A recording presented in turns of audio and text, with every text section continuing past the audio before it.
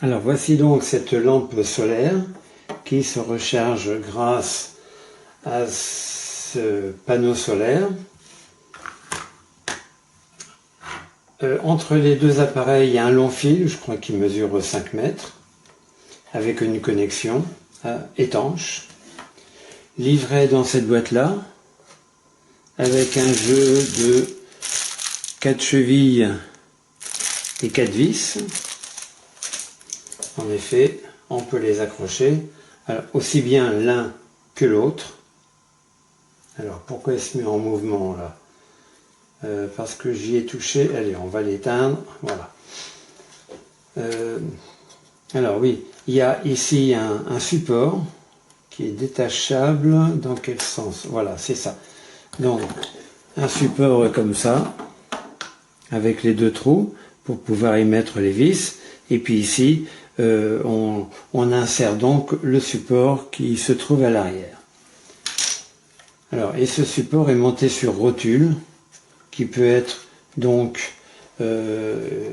ici le support, il peut être aussi bien horizontal que vertical grâce à sa rotule. Et c'est la même chose, alors il m'énerve, là je vais l'éteindre, et c'est la même chose pour le panneau solaire. Toujours un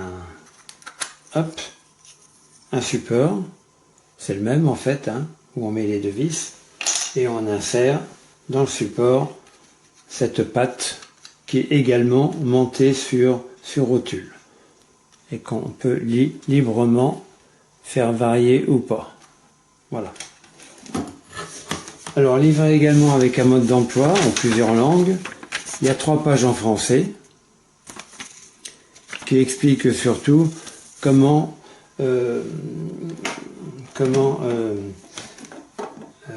régler cette lampe solaire. Alors, pour cela, soit on a un bouton qui se trouve à l'arrière, on peut le faire automatiquement, soit avec une télécommande alimentée par une pile bouton 2025 fournie par le vendeur. Alors, avec 4 modes de fonctionnement possibles. Moi, je me suis fait un petit papier ici parce que avec le mode d'emploi, c'est pas très clair. Alors, le numéro 1, il est éteint en permanence et s'il y a un mouvement, il s'éclaire pendant 22 secondes à 100%. Le numéro 2, il est allumé seulement qu'à 20% de sa puissance pendant 6 heures. S'il y a un mouvement, il n'y a rien de plus ni de moins qui se produit. Le numéro 3, c'est le numéro 3 ici, c'est une erreur si c'est marqué 4. Numéro 3 ici, c'est allumé seulement à 4% de sa puissance. Bon, je me méfie un petit peu des 4%, en fait il est allumé beaucoup plus. Hein. Et s'il y a un mouvement, il s'allume comme le premier à 100% de sa puissance pendant 22 secondes. Et le 4e, il est un peu spécial, en ce sens que, comme le premier, il est éteint en permanence, s'il n'y a pas de mouvement, et quand il y a un mouvement, il y a un flash qui se produit, assez intense, plus une alarme sonore, tout cela fonctionnant pendant 22 secondes.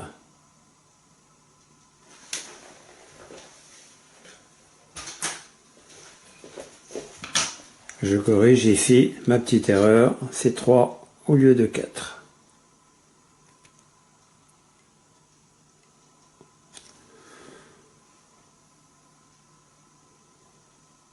Voilà. Bon, on va le faire marcher.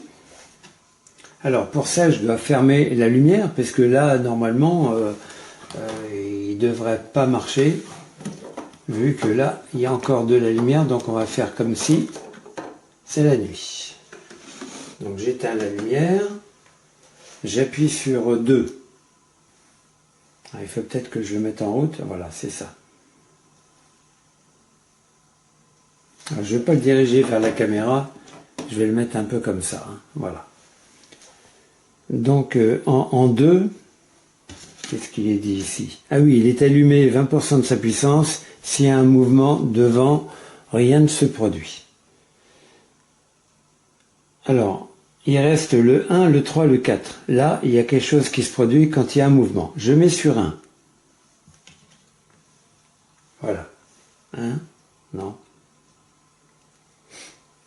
Ah oui, il y a eu un mouvement. Alors donc je pense qu'il fait comme si il a reconnu tout de suite le mouvement et au bout de 22 secondes, il va s'éteindre.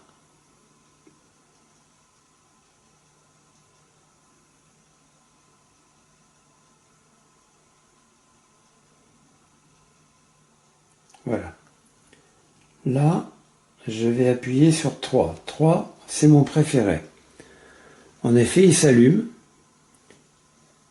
en mode d'éclairage doux. Et s'il y a un mouvement, il va s'allumer pendant 22 secondes à pleine puissance. Je passe mon bras devant. Voilà, effectivement, il s'est allumé. Alors ce que je peux lui reprocher, c'est qu'on ne peut pas varier la couleur de la lumière. Il est bloqué à 7000 Kelvin, donc un blanc très très blanc, intense. On ne peut pas régler malheureusement, moi j'aime bien 2007 ou 3000 jaune, hein, comme étaient nos vieilles lampes à incandescence.